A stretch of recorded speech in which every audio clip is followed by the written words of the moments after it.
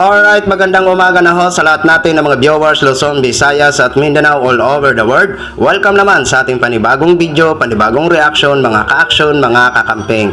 So may gusto lang ho ako na i-share ho sa inyo.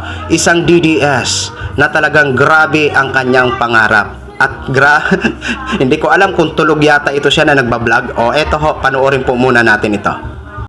45 million votes para kay Inday Sara? Puhon-puhon? Kaya ba? Walay imposible basta magtinabangay ta, no? Basta mga supporters na mga Duterte, nothing impossible yun. Okay? Puhon-puhon.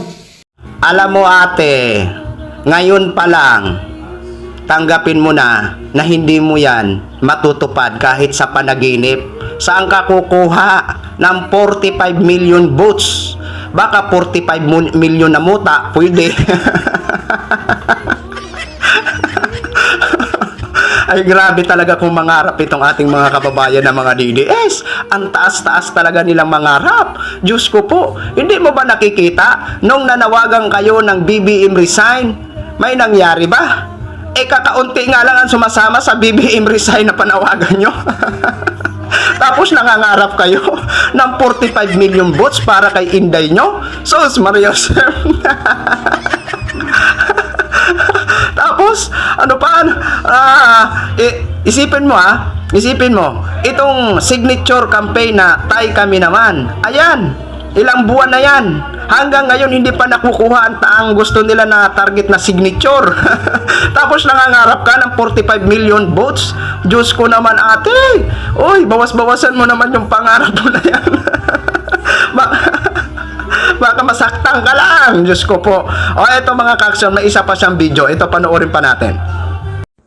Ang pag-asa ng Pilipinas, wala nang iba kundi si Inday Sara Duterte lang.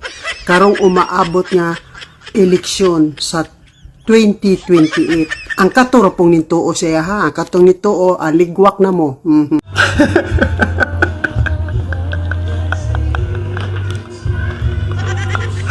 Si Inday Sara daw ang pag-asa, wala nang iba sa 2028.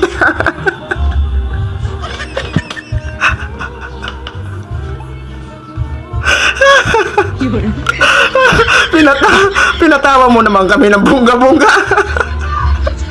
Yan ba yung pag-asa nyo? Ha? Yan bang pag-asa nyo sa 2028? yung mamulot ng mga dahon-dahon. yung magpatayo ng ano ba tong pinapatayo niya, yung mga covered court. yung magtatanim ng mga kung ano-ano na itatanim niya. Yan ba yung sinasabi niyo na pag-asa?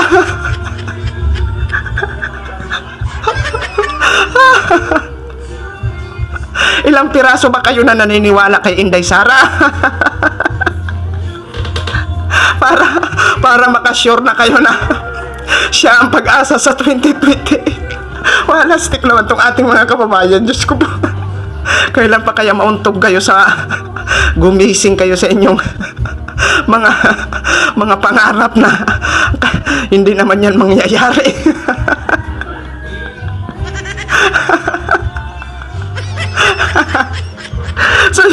So yun lang muna guys, no? Gin-share ko lang ho sa inyo yan. Maraming salamat po sa ating mga viewers Luzon, Visayas at Mindanao all over the world.